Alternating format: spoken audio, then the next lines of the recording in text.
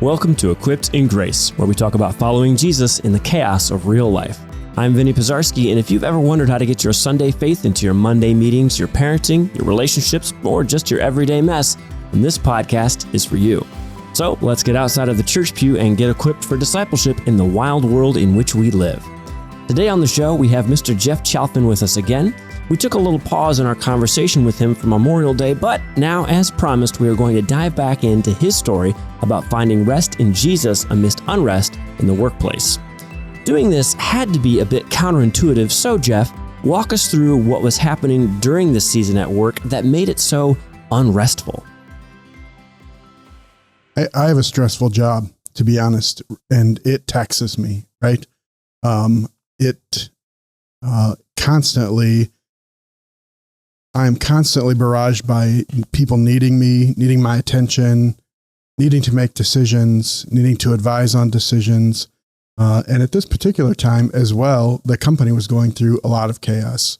The company that I work for was downsizing people, was removing benefits, changing some of the work policies that were really unfavorable to its employees.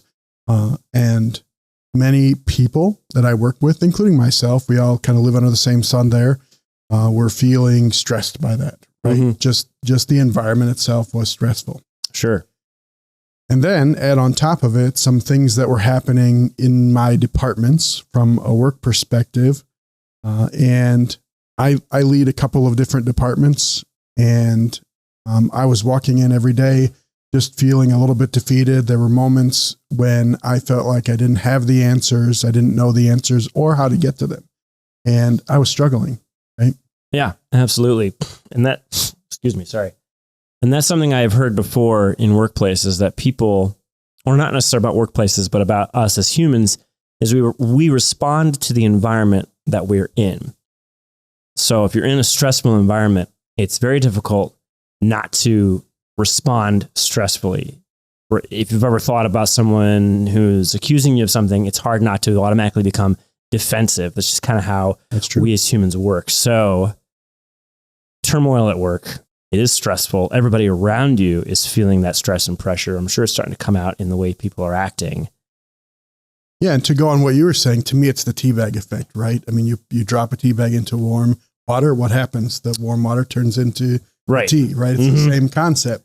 You drop yourself into a situation where the environment is negative, mildly toxic, maybe. Sorry if anybody's listening from work. And that's the way you want to tend yourself is to go that direction as well, to absorb that and feel it just like that.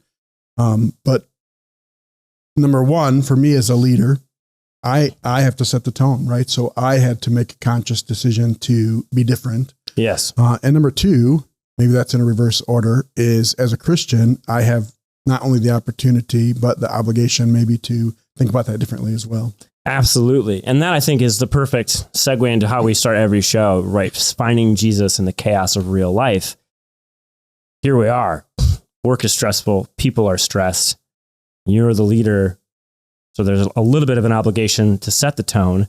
Then also you have this faith. And this is something I've been learning in the last years in new ways. I think we always are learning this in a new way. Sure. So how then did your faith, because we all have that obligation to try to, if we're in leadership, try to be a good leader. Some people do, some people don't. So how did your faith in Jesus enter into this time of trial? It was Thursday night. And I left work that night and I was defeated. I did not know we're facing a huge problem that there was no easy solution for. And as a leader of this group, I didn't know what to do next, right? We had a meeting at the end of that Thursday and everybody was planning, and I could just sense it in the room that people were exhausted. They were tired of thinking about it. They had fatigue at the subject that we were working on. And there was no answer. There was just no easy answer. And I finally called the meeting and I said, look, we're going to go home. Tomorrow we're going to come back and try to approach this a different way. And I went home that night, and I don't think I said 5 words, right? Sorry, family, for being obnoxious, but I was just myself, exhausted, feeling defeated, wondering, why am I doing this job? Why do they expect me to have all the answers? And so it took me a little bit of time to realize that I needed that evening just to focus on God a little bit, right? Shut out the world around me, focus on God, ask him to help me figure out how to handle the people solution, right? I mean, how to lead this team into doing something that is seemingly undoable. And then for me to kind of change my attitude and approach it from a different way as well. Yeah, which is no small undertaking, the mental shift, because it's kind of going out of, at least when I've had to try to make that shift, is getting out of our flesh, getting into the spirit, which is harder and harder the more exhausted our flesh becomes, the more exhausted the human side of us becomes, making that shift. So going through that evening, what were some of the things you did to shift your perspective? Mostly for me, it was just prayer and a little bit of meditation, right? I was wallowing a little bit, feeling, like I said, I was feeling a little bit defeated, like I didn't know what to do. And so during that time, I was just forcing myself to talk to the Lord. Mostly I have a constant dialogue with God, but it's usually random at its own kind of pace, right? I think about God all the time. And that night I had to force myself to be a little bit more directive and to stop then and say, okay, God, I don't know how to handle this. I need your help, right? I need you to give me some guidance, speak to me. And I didn't get an answer that night. Honestly, I did not get like, okay, Jeff, here's your 10 commandments from the mountain for the next morning. I didn't get that, right? Right. I just finished my meditation and prayer time, put myself to bed, and waited for the next day. So what then? I'm a little curious what then happened the next day, because before we kind of see how this plays out, was the next day different? It was different. I woke up, of course, refreshed, right? It will be new in the morning, and it was new in the morning. I was not feeling the same sense of despondency that I felt the night before. And I walked into work that day with a different anticipation of a solution. I still didn't know what to do. It's not like I woke up the next day and it was like, here's the solution. Right. I went into work, called my team together, sat around the table, and I said, look, we're going to figure out how to do what we can do, how to set aside what we can't do. And it started a small roll of things that happened that eventually led to what the team got rallied around that Friday, a solution. And the tone changed of the group as well, right? On Friday, which doesn't usually happen. Usually Friday is a day that's lost. But that day we just rallied together, stuck together. And for me, it felt holy, right? I just felt the Lord's presence with me that day. Still, I didn't have a clear answer. God didn't just hand me a piece of paper and say this, right? Right. Didn't. And I imagine part of that is because like there are times when God will give me a direct answer to something or use me as a solution to somebody's problem. Mm-hmm. So there are other times where like God's not setting us up to be the hero of the story. He's setting us up to rely on him. So probably that simple act of consecrating yourself and that problem in that evening and just putting it before God and just saying, I don't have an answer to this, puts probably you in the posture, be open-handed about what you can and can't do, which then helps your team be in that posture about what they can and can't do. And we stop trying. I can see that even just from a human perspective of problem solving, general problem solving, stop trying to fix all the big problems at once and just go, okay, well, here's what we're going to do. Here's what we're not going to do, and tackle it. It's like cleaning a really messy room. You can't get everything out at once. You have to pick a spot and go for it. So I've seen that play out in my own life where God's not going to like give me here's your 10 commandments for the next day, but just surrendering it, getting myself back into a holy place and operating from there helps everybody else in the room. It sounds like for you, for sure. Get everybody else, whether they're Christian, kind of welcomes them into that holy space and start operating from there instead of from the stressful place. And even if your answer is wrong, it's okay, right?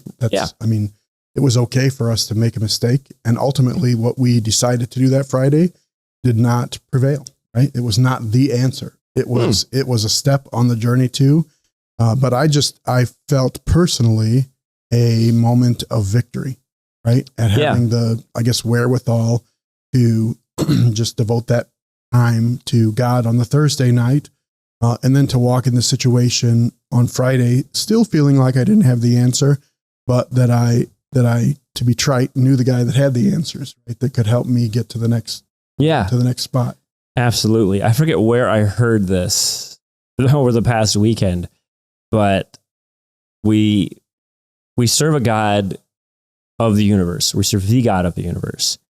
His resources are infinite, therefore, and his knowledge is infinite. Therefore, technically, our resources are infinite. Our knowledge is his knowledge is available to us, which again, he reveals in bits and pieces depending on what the situation calls for and what's going to help us lean on him and not just inflate our ego. But operating out of that mindset that we're not operating in a kingdom of deficit. We're operating in the kingdom of God where he will provide what we need. Abundance. Yes. Yes. And sometimes it's just a little seed trail to get us to where we need to be. And then other times, there is abundance, but we don't have to worry that the answers aren't going to be there. That's right. And that you're not on the path to that abundance. Right? If you're patient and you wait for it and you seek the Lord, there's generally a path and a way and some good answer. Yeah. Now, fast forward. Can we fast forward? Absolutely. I was about to ask you, how did it play out from there? So that was the end of that part of the story. The story, that particular thing we were working on, believe it or not, is still going on, and I still don't have the right answer for. That could be a podcast for another day, but we'll see how that one plays out. But really, where this took me is this weekend we had Dr. Bellini at church, right? Mm-hmm. And the service I attended, he was talking about where your treasure is, there your heart is also. And it brought me back to that moment. And many moments like that for me, that he was talking about your treasure as in the thing that you choose to allow your mind to focus on. Right? So you can I could focus on that moment on the negative environment, the toxic environment at work, right? All the bad things that were happening. That could have been my focus. And had I chosen that, I probably would have had a negative outcome. Right? Mm-hmm. Absolutely. But Dr. Bellini was challenging us to really think about putting your treasure in positive things, in God things, in God's economy and kingdom and abundance. He used the word abundance. That's why I used it with you. Sure. Right. Is that we can let our hearts dwell on that abundance that will most certainly change the trajectory of our day-to-day lives. Absolutely. And I've seen it, just the positive shift in my own mindset of operating from a mindset that God has everything that we need. So I don't have to act like, conduct myself from a place of desperation. We were kind of going through that a little bit, just setting up for this show, because we're doing some AV repairs in the church, and some of the equipment for the podcast was borrowed to make things happen at various places in the church for the weekend. And so I got here last second because the baby was having a crazy afternoon.